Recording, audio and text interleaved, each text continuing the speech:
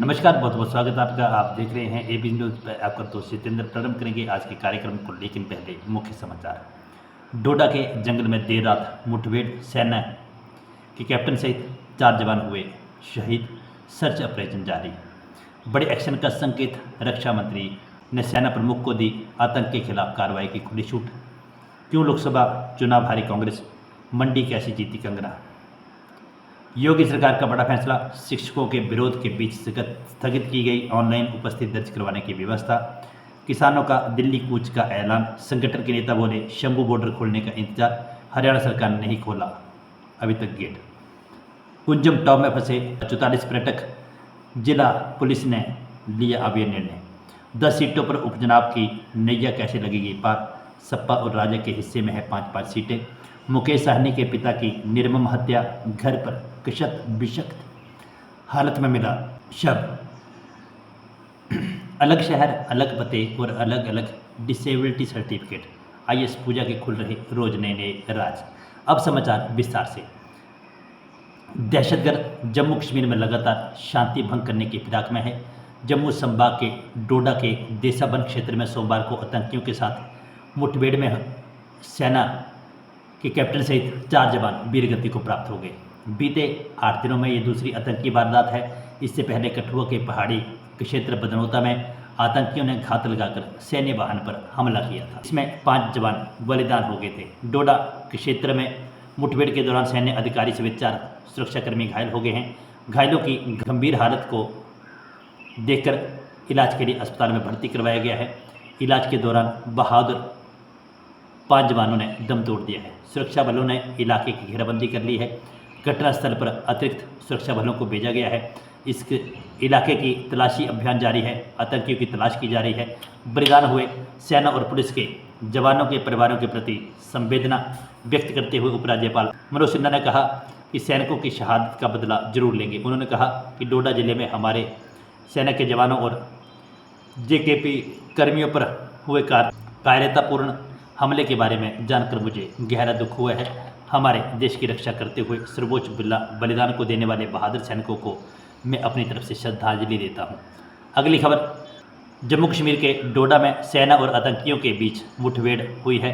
इस मुठभेड़ में अधिकारी समेत 4 जवान शहीद हो गए हैं। आपको बता दें कि हाल ही में जम्मू कश्मीर के कठुआ में हुए आतंकी हमले में भी सेना के 5 जवान शहीद हुए थे। इन बड़ी घटनाओं पर अब सरकार सख्त एक्शन के मूड में आ रही है। जानकारी के मुताबिक रक्षा मंत्री राजनाथ सिंह ने सेना प्रमुख से बात की है और मामले पर संज्ञान लिया है। खबर है कि रक्षा मंत्री ने सेना प्रमुख को खुली छूट कार्रवाई के लिए दे दी है। राजनाथ ने ट्वीट किया कि उदारबगी डोडा में आतंकवाद विरोधी अभियान में हमारे बहादुर और साहसी भारतीय सेना के जवानों की शहादत से बहुत दुखी, शोक संतप्त परिवारों को प्रति मेरी संवेदनाएं हैं। राष्ट्र हमारे उन सैनिकों के परिवारों के साथ मजबूती से खड़ा है जिन्होंने कर्तव्य निभाते हुए अपने प्राणों की आहुति दी है। आतंकवाद विरोधी अभियान जारी है और हमारे सैनिक आतंकवाद का खात्मा करने के लिए और क्षेत्र में शांति बनाए रखने के लिए प्रतिबद्ध हैं। अगली खबर, हिमाचल प्रदेश में सत्ता में होते हुए कांग्रेस की लोकसभा चुनावों में करारी हार का मंथन शुरू हो गया है। हार के कारणों को जानने के लिए कांग्रेस आलाकमान की ओर से गठित फैक्ट फाइंडिंग कमेटी के सामने पार्टी नेताओं और पदाधिकारियों ने हार के कारण गिनवाए। सोमवार को शिमला में कांग्रेस प्रदेश मुख्यालय में फैक्ट फाइंडिंग कमेटी के सदस्यों में रजनी पाटिल और पीएल पुनिया को पार्टी पदाधिकारियों ने अपनी रिपोर्ट सौंपी। कमेटी में सीएम, डिप्टी सीएम और कांग्रेस प्रदेश अध्यक्ष से भी बात हुई। हार के कारणों पर मुख्य तौर पर सरकार और संगठन में समन्वय की कमी, प्रत्याशियों के नाम घोषित करने में देरी, सरकार के होते हुए कार्यकर्ताओं का काम न होना, जमीनी कार्यकर्ताओं को मुख्य धारा से बाहर रखना, पार्टी नेताओं, पदाधिकारियों और कार्यकर्ताओं के काम करने में अफसरशाही की आनाकानी शामिल रही है। अगली खबर, परिषदीय स्कूलों के शिक्षकों की ऑनलाइन उपस्थिति दर्ज करवाने की व्यवस्था को फिलहाल स्थगित कर दिया गया है। मुख्य सचिव मनोज कुमार सिन्हा ने शिक्षक संगठनों के साथ बैठक के बाद यह फैसला लिया। अब एक कमेटी का गठन होगा जिसमें अधिकारियों के साथ साथ शिक्षाविद भी होंगे और इसे लागू किया जाएगा। बीती 8 जुलाई को पहले यह व्यवस्था लागू की गई थी। तब से शिक्षक लगातार इसका विरोध कर रहे थे। प्राथमिक शिक्षक संघ के अध्यक्ष दिनेश चंद्र शर्मा और उत्तर प्रदेश बीटीसी शिक्षक संघ के प्रदेश अध्यक्ष अनिल यादव ने सरकार के इस निर्णय पर खुशी जताई है। पहले सपा और कांग्रेस ने उनकी आवाज़ उठाई थी। मंगलवार को बसपा प्रमुख मायावती ने भी बयान दिया। मायावती ने अपनी पोस्ट में लिखा कि बिना तैयारी शिक्षकों पर ऑनलाइन हाजिरी को थोपा जाना ठीक नहीं है। परिषद स्कूलों के बुनियादी सुविधाओं में काफ़ी कमी है। शिक्षकों में भी बड़ी संख्या के पद खाली हैं। वहीं अगर ऐसे में शिक्षकों के खाली पदों को भरने और बुनियादी ढांचे को मजबूत करने की पहल की जाए तो इससे अवश्य ही सुधार होगा। अगली खबर, हरियाणा पंजाब के बीच शंभू बॉर्डर पर डटे किसानों ने दिल्ली कूच का ऐलान कर दिया है। चंडीगढ़ में मीटिंग के बाद किसान नेता जगजीत डल्लेवाल ने कहा कि शंभू बॉर्डर खुलते ही किसान दिल्ली के लिए कूच करेंगे। उन्होंने कहा कि हम सिर्फ सामान इकट्ठा करने में हमें समय लगेगा, उसके बाद हम दिल्ली की तरफ रवाना हो जाएंगे। किसानों ने किसान शुभकर्ण की मौत के मामले में गठित स्पेशल टास्क फोर्स को खारिज कर दिया है। उन्होंने कहा कि हरियाणा सरकार के अधिकारी को जांच देने में इंसाफ की उम्मीद नहीं बचती। वहीं शंभू बॉर्डर पर लगी 8 लेयर की बैरिकेडिंग फिलहाल नहीं हटेगी। 10 जुलाई को Punjab and Haryana high court ने 7 दिन के अंदर खोलने के आदेश जारी किए थे और आज इसका अंतिम दिन है, लेकिन हरियाणा सरकार सुप्रीम कोर्ट चली गई है। अब सुप्रीम कोर्ट के फैसले का इंतजार सरकार कर रही है। दिल्ली कूच के लिए पंजाब के कई जिलों के किसानों के जत्थे ट्रैक्टर ट्रालियों में जिंद के सटे खनौरी और अंबाला के साथ लगते शंभू बॉर्डर पर पहुंचने लगे हैं। इन ट्रैक्टर ट्रालियों में 6 माह का राशन है। अगली खबर, कुंजम टाप में फंसे पर्यटकों के लिए लाहौल स्पीति पुलिस एक बार फिर देवदूत बनकर आई है। मुश्किल में फंसे 44 पर्यटकों को पुलिस ने रेस्क्यू किया है। रेस्क्यू किए जाने वाले में कुल 44 लोग, जिनमें 23 पुरुष और 19 महिलाएं, एक ड्राइवर और एक गाइड शामिल हैं। ये सभी पर्यटक उम्रदराज हैं। रविवार रात करीब 2:30 बजे पुलिस को सूचना मिली कि कुछ पर्यटक और एक बस पिकअप कुंजम टॉप के पास फंसी है।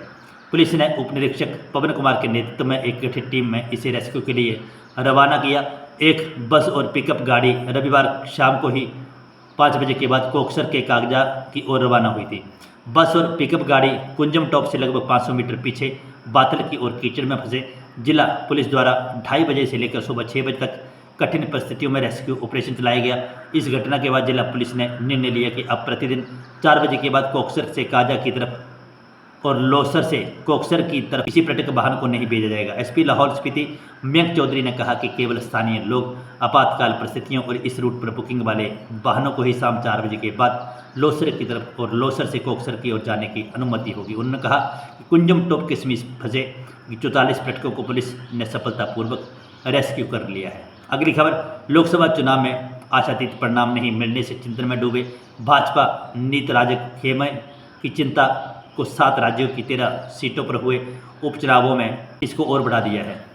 सबसे बड़े राज्य उत्तर प्रदेश में 10 विधानसभा सीटों पर उपचुनाव होने हैं और इनमें से 5 सीटें राजग तो 5 सपा की हैं।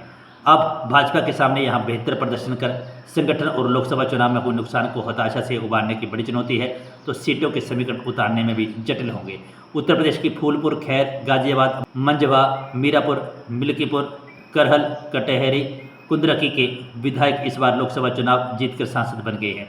यह 9 सीटें इस तरह से रिक्त हुई हैं और 10वीं सीट सीसामेव सपा विधायक इरफान सोलंकी की आपराधिक मुकदमे से सदस्यता रद्द होने के कारण हुई है।